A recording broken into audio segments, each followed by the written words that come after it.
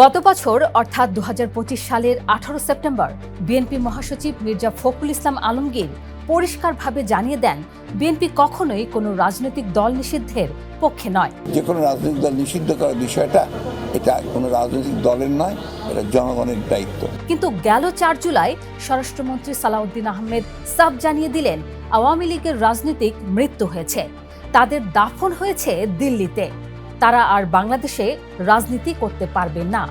তিনি বললেন, শিগগিরই দল হিসেবে বিচার হবে আওয়ামী লীগের। আওয়ামী লীগের রাজনৈতিক পতন হয়েছে, আওয়ামী লীগের রাজনৈতিকভাবে নিপাত হয়েছে, নির্মূল হয়েছে, দাফন হয়ে গেছে দিল্লিতে। সেই আওয়ামী লীগ বাংলাদেশে আর কোনোদিন রাজনীতি করতে পারবে না। আওয়ামী লীগের বিচার দাবি করেছি আমরা, আপনারা দাবি করেছেন, তদন্ত পরিচালিত হচ্ছে। ইনশাআল্লাহ খুব শিগগির রাজনৈতিক দল হিসেবে সেই রাজনৈতিক দলকে বিচারের কাঠগড়ায় নিয়ে যাওয়া হবে। বিশ্লেষকদের মতে, স্বরাষ্ট্রমন্ত্রী একদিকে বিচারের কথা বলছেন, অন্যদিকে আওয়ামী লীগ আর রাজনীতি করতে পারবে না বলে নিজেই দিয়ে দিচ্ছেন চূড়ান্ত রায়। তবে ৫ আগস্ট পরবর্তী বাস্তবতার কথাও বলেছেন অনেকে। এর আগে আওয়ামী লীগের কার্যক্রম নিষিদ্ধের বিষয়ে ইউনূস সরকারের সিদ্ধান্ত বহাল রাখার সিদ্ধান্ত নেয় বিএনপি সরকার। এ নিয়ে নানা মহলে চলে আলোচনা সমালোচনা। প্রশ্ন উঠেছে, আসলেই কি বাংলাদেশে আর রাজনীতি করতে পারবে না আওয়ামী লীগ? হঠাৎ বিএনপি সরকার আওয়ামী লীগকে রাজনীতি না করতে দেওয়ার সিদ্ধান্ত নিচ্ছে কেন? জানবো আজকের এক্সপ্লেইনারে, সাথে আছি মৌসুমী সুলতানা। নির্বাচনের আগে তারেক রহমান টাইম ম্যাগাজিনকে দেওয়া এক সাক্ষাৎকারে বলেছিলেন, নির্বাহী আদেশে তিনি কোনো রাজনৈতিক দলকে নিষিদ্ধ করার পক্ষে নন। তিনি ওই সাক্ষাৎকারে বলেছিলেন, আজ যদি একটি দল নিষিদ্ধ করা হয় তবে কাল আমার দলও নিষিদ্ধ হবে না, তার নিশ্চয়তা কি? কিন্তু এখন আওয়ামী লীগের রাজনীতি নিষিদ্ধের কথা জোর দিয়ে বলছে বিএনপি।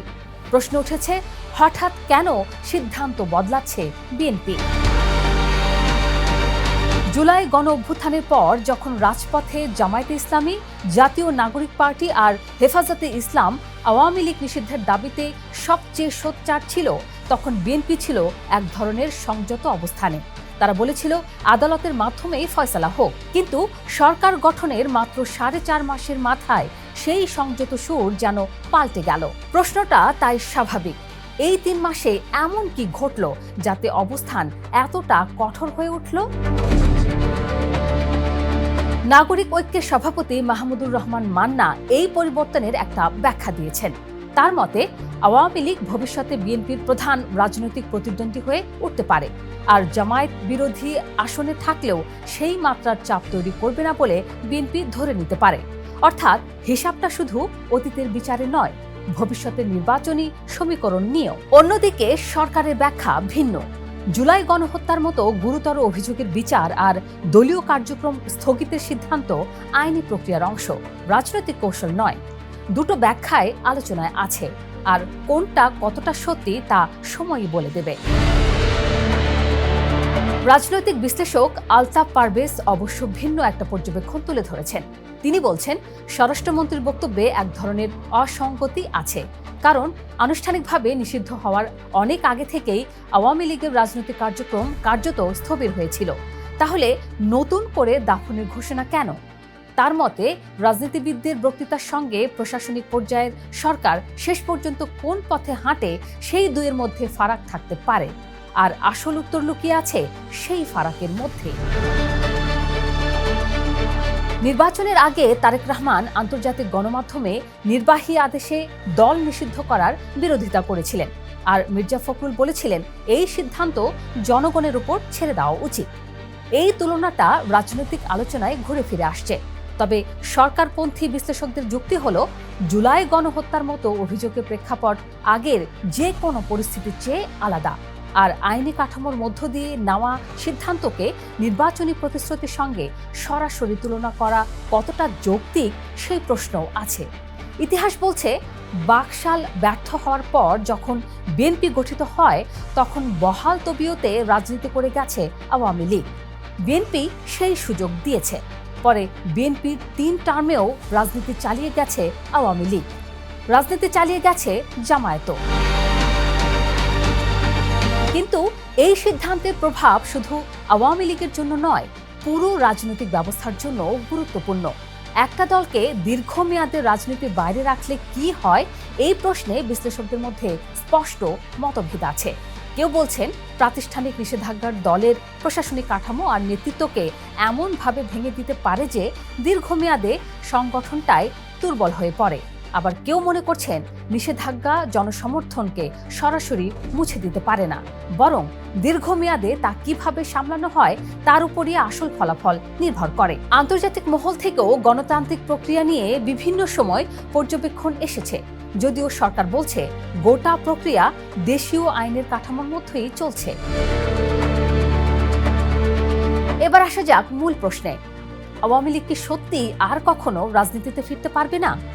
ওসাকা বিশ্ববিদ্যালয়ের একটি গবেষণা বলছে 1970 থেকে 2014 সাল পর্যন্ত বিশ্বের বিভিন্ন দেশে নির্বাসিত হওয়া 91 জন ক্ষমতাচ্যুত শাসকের মধ্যে দেশে ফিরে আবার ক্ষমতায় বসতে পেরেছেন মাত্র 19%। আর যারা ফিরেছেন তাদের গড় নির্বাসন কাল ছিল প্রায় 6.5 বছর। অর্থাৎ ফেরাটা অসম্ভব নয়, কিন্তু সহজও নয়, আর সময়টাও লম্বা। রাষ্ট্রবিজ্ঞানীরা বলছেন ক্ষমতাসীন সরকারের ব্যর্থতায় জনমনে অতীতের প্রতি এক ধরনের নস্টালজিয়া তৈরি হতে পারে ঠিকই, কিন্তু সেই হতাশা স্বয়ংক্রিয়ভাবে পুরোপুরি দলের প্রতি সংগঠিত সমর্থনে বদলে যায়। এমন নিশ্চয়তা দেওয়ার সময় এখনো আসেনি। তাছাড়া বিশ্লেষকদের মতে গত 1.5 দশকে দল আওয়ামী লীগ পরিণত হয় এক শেখ হাসিনা নির্ভর আওয়ামী লীগে। এই দীর্ঘ সময়ে দলটি এমন কোনো নেতৃত্ব তৈরি করতে পারেনি যারা বিপদে হাল ধরতে পারে। ওদিকে শেখ হাসিনার যা বয়স, তাতে পুনরায় সংগঠিত হয়ে দেশের রাজনীতিতে ফেরাটা অসম্ভবই হবে বলে মত বিশ্লেষকদের। আরেকটা প্রশ্ন প্রায় উঠে আসে, রাজনীতিতে কি চিরস্থায়ী শত্রুতা বলে আসলে কিছু থাকে? বাংলাদেশের নিজের ইতিহাসই কিন্তু ভিন্ন সাক্ষ্য দেয়। 70-এর দশকে জাসদ আর আওয়ামী লীগের সম্পর্ক ছিল রক্তক্ষয়ী সংঘাতে, অথচ পরে জাসদের একাংশ আওয়ামী লীগের সঙ্গে রাজনৈতিক সমঝোতায় গিয়েছিল। 90-এর দশকে এরশাদ বিরোধী আন্দোলনে আওয়ামী লীগ আর জামায়াতে ইসলামীও এক কাতারে দাঁড়িয়েছিল। এসব দৃষ্টান্ত মনে করিয়ে দেয় বাংলাদেশের রাজনীতিতে আজকের প্রতিপক্ষ কালকের মিত্র হয়ে ওঠার নজির নতুন কিছু নয়। তবে ভবিষ্যতে ঠিক কি হবে তা এখনই নির্দিষ্ট করে বলার সুযোগ নেই, বিশেষ করে যখন দলের অসংখ্য নেতাকর্মী মামলা, আত্মগোপন বা নির্বাসনের মধ্য দিয়ে যাচ্ছেন, আর তাদের অভিজ্ঞতা শীর্ষ নেতৃত্বের কৌশলগত হিসাবের চেয়ে অনেক বেশি ব্যক্তিগত। সব মিলিয়ে আওয়ামী লীগের ভবিষ্যৎ এখন ঝুলে আছে কয়েকটা কিন্তুর ওপর, যেমন চলমান বিচার প্রক্রিয়ার ফলাফল, দলটির ভাঙা সংগঠন আবার জোড়া লাগানোর সক্ষমতা, আর আগামী দিনে বাংলাদেশের রাজনৈতিক হাওয়া কোন দিকে বাঁক নেয় তার উপর। আগামী দিনগুলোতে আদালত আর রাজনৈতিক বাস্তবতায় ঠিক করে দিবে আওয়ামী লীগ সত্যি হারিয়ে যাবে নাকি ইতিহাসের পাতা থেকে আবার ফিরে আসবে। সে পর্যন্ত আমাদের অপেক্ষা করা ছাড়া আর কিছুই করার নেই আপাতত।